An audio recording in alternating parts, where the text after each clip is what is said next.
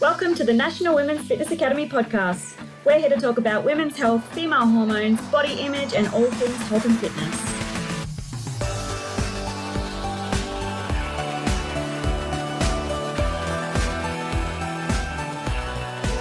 Hey guys, welcome to the Women's Fitness Academy podcast. My name is Alex McNeil and I am very, very excited to have a special guest here today. She is a competitive powerlifter, a triathlete competitor, and the owner of a boutique strength studio in Geelong called 40 Foot Strong. She's a strength coach as well as a nurse. She's extremely down to earth, funny, and a very ambitious woman in the industry. I'm very excited to announce Paige Mills on the podcast today. Welcome. Hello, thank you so much for having me. Thank you so much for being here. I'm really excited because you've achieved some cool shit in your in the last few years since I've been following you. Thank you. Thank you. It doesn't feel that way. It feels like I just do my thing, and thanks to social media, a lot of people have sort of come along for the ride. So it's nice to hear that. Thank you for the compliment. It's awesome. It's awesome to see all the different things you've accomplished as well, which we'll definitely go through. But to begin with, take me back from the start. So you've opened up a little bit how you got started, and I guess the struggles that you went through launching yourself in the industry, studying to become a nurse and doing all these things at the one time. Take me back to the very beginning. How did you get started? So before I was even going to the gym, attending the gym training, I was trying to build a social media following. So by the time that I sort of got serious about the gym and powerlifting, my social media following was already pretty established. So I think a lot of people do it the other way. They become accomplished athletes and a following builds because of that. I kind of did it the opposite way, which I'm sure wasn't super well received in the industry. But yeah, so I already came to powerlifting, strength sports, the gym, I guess, with a little bit of a base to my Instagram following. And basically my business has just been running off the back of that ever since. Yeah. Did you grow up playing sport? Were you always very active, or did you kind of start that later on in your adult years? I didn't do a lot of organized sport because I was competing in like different disciplines of horse riding, and that's pretty time consuming. So that kind of took the slot that sports would take. Yeah. But I was always active. I was always, still now, I'm quite good at everything I try for the first time, but I'm great at nothing. So if I pursue sports for years, I don't get any better. But the first time I try things, I'm pretty good at them, you know. So I think I'm pretty athletic. And then powerlifting was the thing that it was probably the first thing since horse riding that really stuck that I pursued. Yeah, I remember you saying a little while ago how when you first started powerlifting, you were kind of lifting these numbers at the gym and realizing, hey, actually, I might be really competitive with the numbers that the other girls were lifting at the time in competitions as well. What made you decide to compete originally in powerlifting? I think that we all like things that we're good at, and we're good at things that we like. So I was just lifting weights because I wanted to look better naked. And then I remember I high bar squatted with no knee sleeves or anything, and never had a personal trainer, 100 kilos, at about 65 kilos body weight. And I just thought everyone could do that because I was comparing myself to the men because I was training in such a masculine way. I was doing very much bodybuilding style training. And so I just thought everyone could do that. I didn't think it was a big deal. And then a friend of mine, her partner is a powerlifting coach, and he said, you know, tell Paige that if she competed in powerlifting, she'd actually do pretty well. I didn't listen. And then about 6 months later, someone from powerlifting again said, what are you doing? You should be competing in powerlifting. And I did a novice comp a couple of months later, or maybe 3 months later.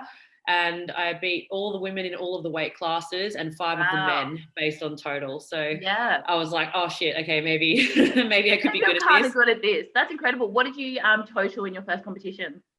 Oh, I don't remember exactly. I reckon I squatted about 140-ish kilos in wraps. I benched just shy of 80, I think, maybe 77 kilos. And I'd only been benching for 10 weeks beforehand. And then I deadlifted, my deadlift was always way behind my squat. I think I pulled about 120 deadlift or 125 or something. I think I missed 130. Yeah, crazy stroke, especially for your first competition.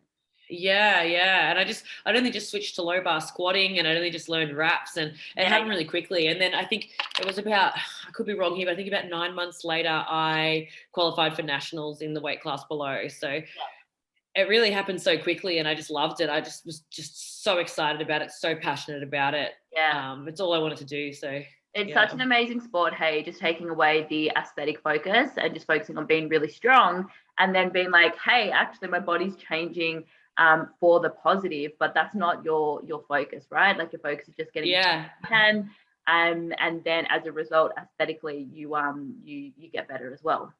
Yeah, absolutely. That was absolutely the case for me. Yeah, and you know what? You were actually the first power lifter, male or female, that I ever followed. No, really? Yeah. Yeah. That's crazy. Probably about maybe like 3 or 4 years ago.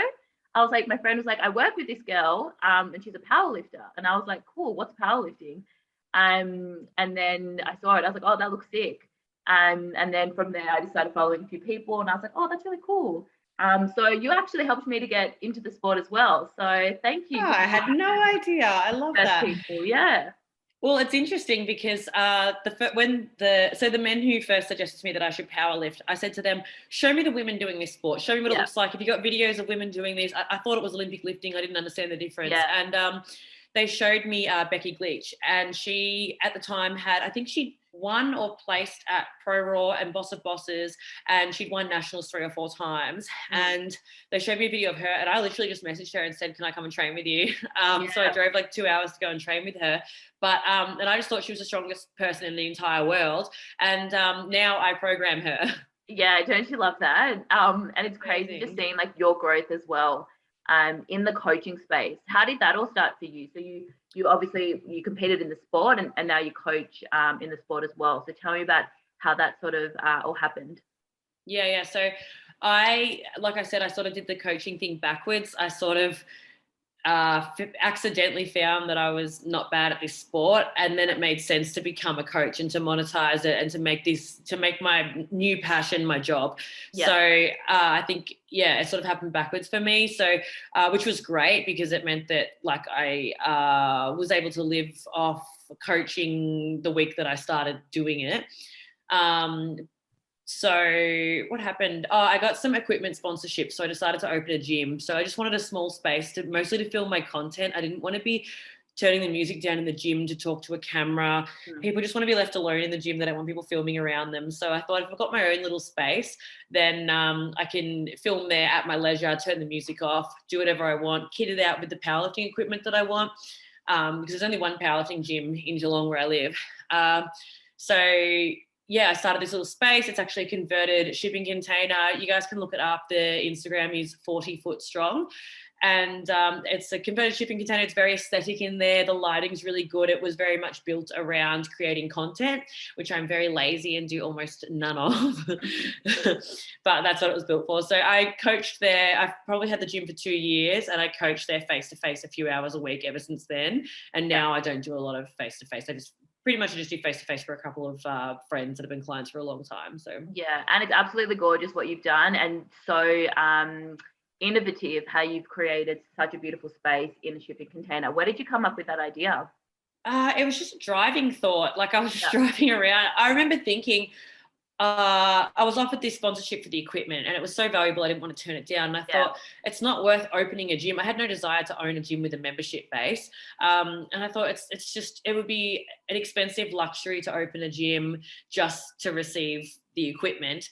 But I thought, well, maybe if I coached out of there a few hours a week, it would be worthwhile. So I did my personal training course, and at the time that I was building the gym. But I'm quite handy when it comes to like trade stuff. I've been a builder's labourer before, and so I sort of was confident that I could fit this container out and make it comfortable. But the main process was I was almost saying it jokingly. I was just driving along and I said, powerlifting takes so little space. All you do is squat, bench and deadlift and a bit of dumbbells. You could just about put it in a shipping container. And then I was maybe I'll put it in a shipping container.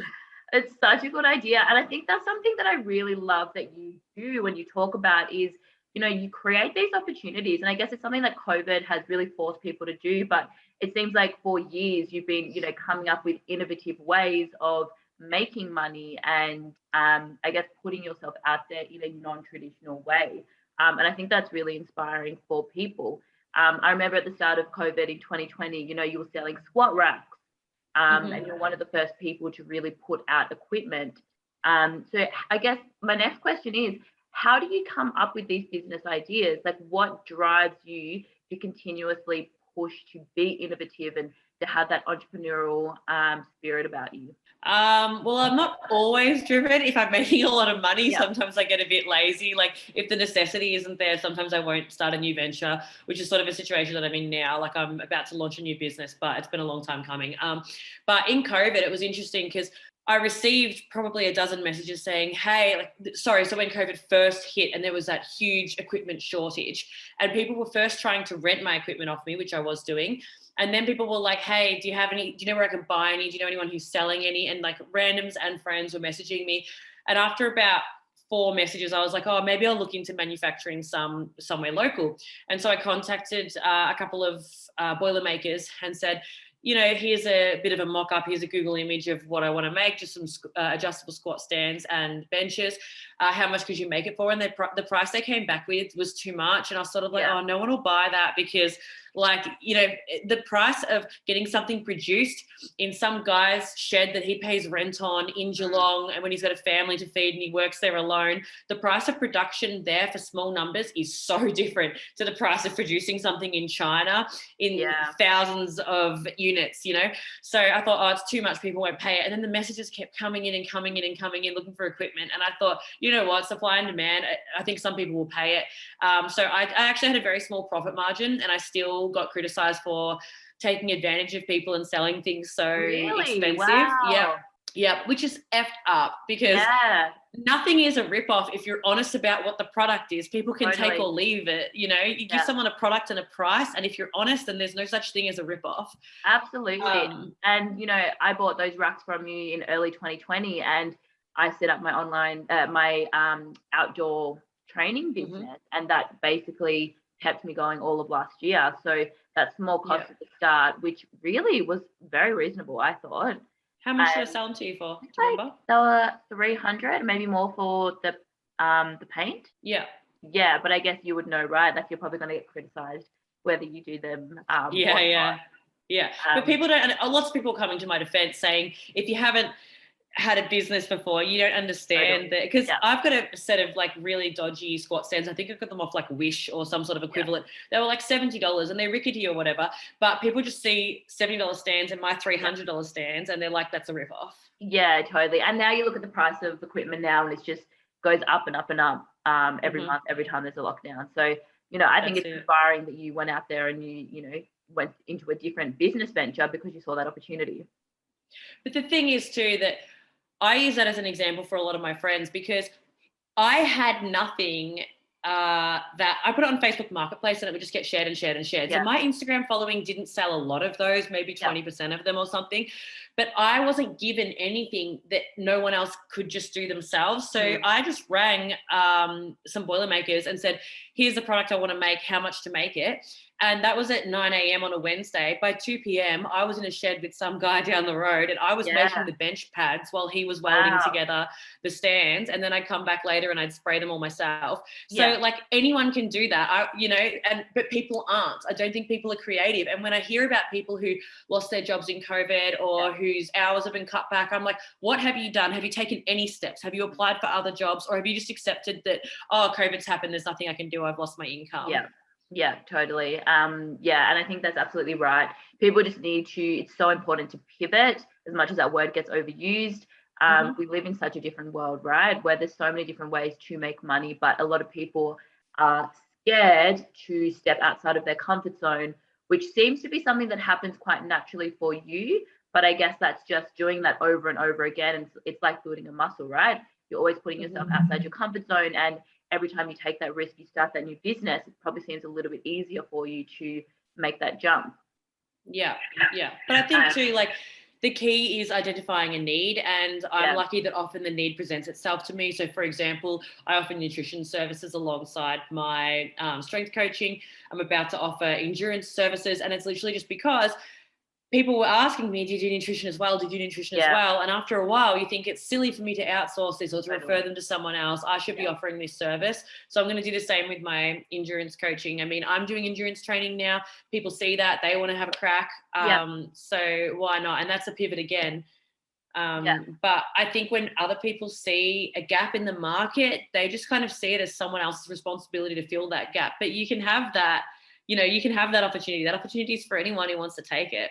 100%. And that leads me to my next question as to what is your advice for, someone who is new in the industry. So a lot of the women who are listening are studying the certificate 3 and 4 right now. And you get told a lot in the fitness industry that it is oversaturated, which I think is bullshit. I think if you are unique, if you offer something different, you present a different way, there is so much room for good coaches in the industry. But what is your advice? You are new to the industry. You're just started. It's 2021. COVID is a bitch. How do you get around that? How do you stand out? What advice would you give to the girls? I don't think I think to blow up, you need a point of difference.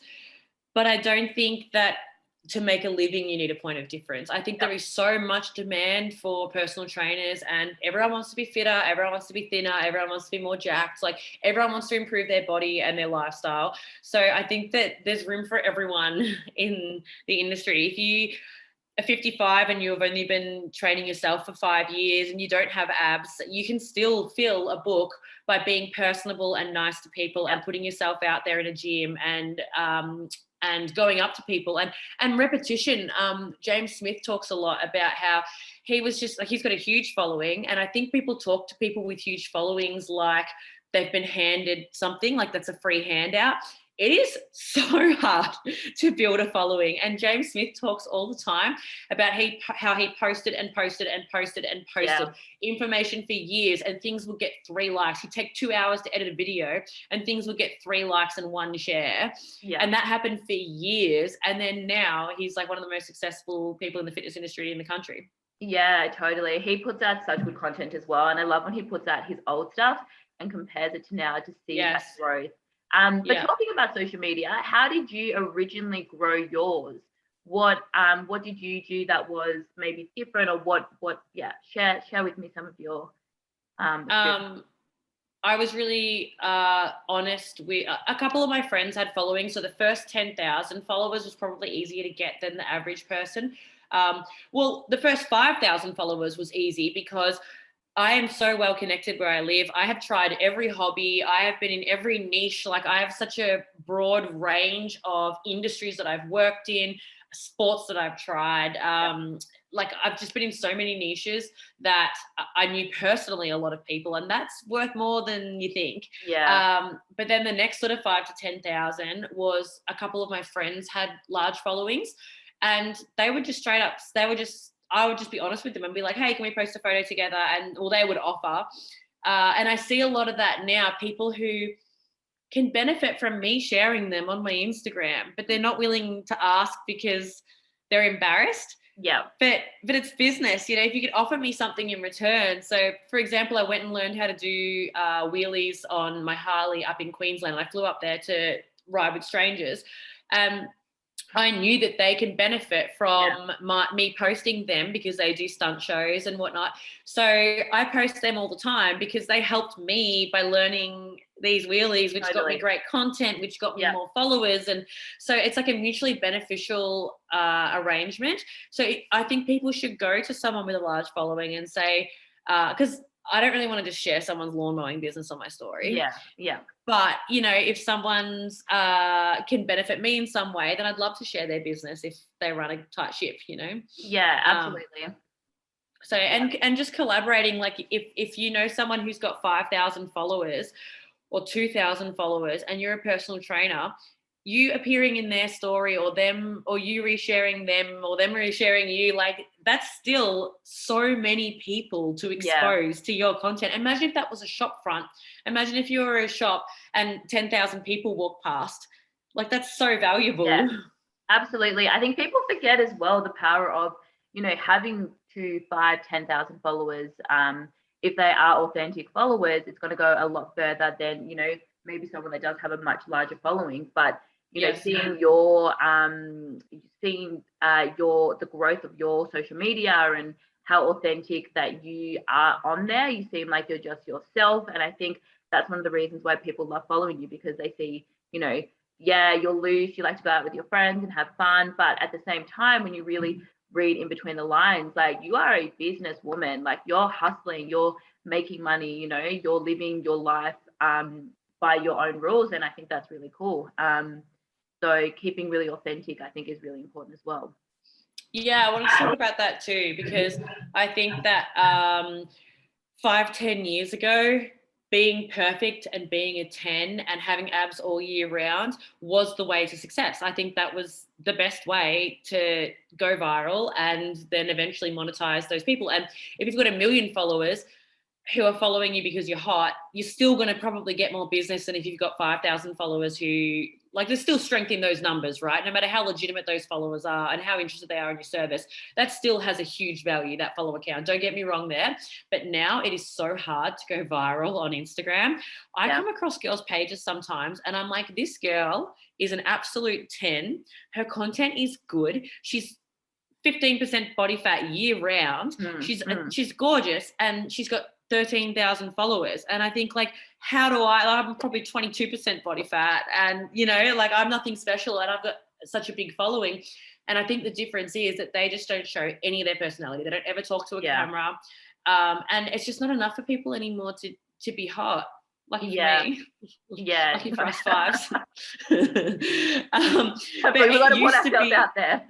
Yeah, it used to be really important, and now I think it's not. And I think also giving your credit card details over to a perfect girl who you assume has a PA doing it all is a little bit more nerve-wracking than giving your credit card details over to you or I, who, you know, my mum's name, you know, my dog's name, you know. I don't know. I just think if you're more transparent in your personality, I think you're likely to be more transparent in business, and I think that reflects really well. How do you think people get there? So even, I know a lot of people obviously struggle talking on Instagram and being themselves. How would you help someone who's really struggling to find the confidence to be themselves, because I guess they're scared of what other people think, or they're scared of their family or their friends judging them? What would you say to them? It's difficult because you can't. Sometimes I lack empathy when it comes to confidence, because like, I've just never had an issue with it. I love public speaking. I don't think I've ever felt nervous in my entire life. So I do struggle sometimes. And I know if someone especially is actually diagnosed with clinical anxiety, it's not really okay to say to them, like, just don't worry about it. Just be more confident. Just put yourself out there. But I don't have any more advice other than to say to people, like, I caught F all hate on my Instagram that I actually receive. So F all comments or DMs that are horrible or that are mean or that are negative. But I'm sure that people send my posts to other people to cringe, right? Like, they cringe follow me. None of my business. I don't care. There's 300 and something thousand people who think I'm cool, that are following me, that are paying for my services, that are liking my posts, that enjoy hearing about my day and posting about me. It would be arrogant of me to be stressing about the people who may or may not be behind the scenes.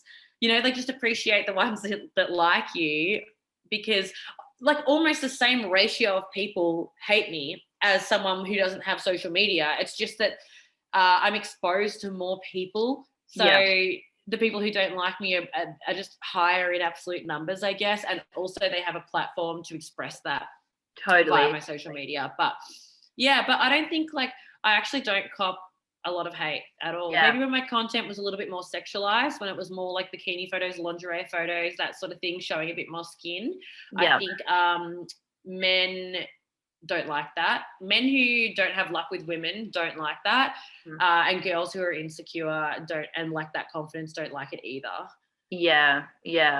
Super interesting. Hey, it's interesting. I guess a lot of people feel that they have that voice to express themselves, whether it's negative or positive. So it's definitely an interesting world we live in. But I also think that's a credit to you being so authentic and being yourself, that you just appear to be so confident, and people don't like rocking confident people, right? I think that which is a credit to you. Yeah. So moving on, I have a bunch of questions that I have received that I'm going to quickly flick by. From followers. From followers, somewhat interesting. I wrote some of them down. Okay, so what are your tips on creating a lifestyle like yours? Live well below your means. I think that I did so very much in the early years of my career, and I invested everything I had, and because of that I now don't need to work a whole lot, but my life is so fun, and I think I just surround myself with people who are fun. It's not my responsibility to cheer up sad people. I just hang around with fun people all the time, and people who I feel like support me. I'm just always honest in business. Like, I think my business grew because everyone makes mistakes. You know, I've put through payments, not cancelled people's payments on time and things that have been incorrectly charged in my business.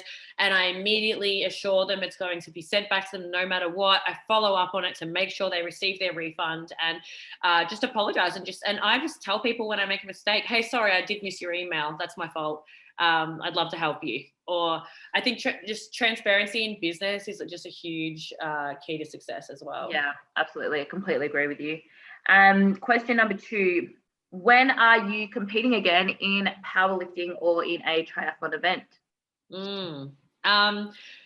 When I had, so I had part of a disc removed about almost 12 months ago now, in my back. And long story short, I really thought I was going to go back to competing in powerlifting. And now I feel like in the time that I've been off, everyone else has gotten stronger. To get back to the ranking, I guess, the national ranking, I suppose, that I was at, would take me many, many years of focusing on the sport. And I may re-injure my back again, which I do not want to do. So I almost think it would be cooler, and I would get more satisfaction out of having done that once rather than twice. And also I've done an Olympic triathlon. I'm training for a half Ironman, which is in February. Awesome. I've done a half marathon. I want to do a full marathon.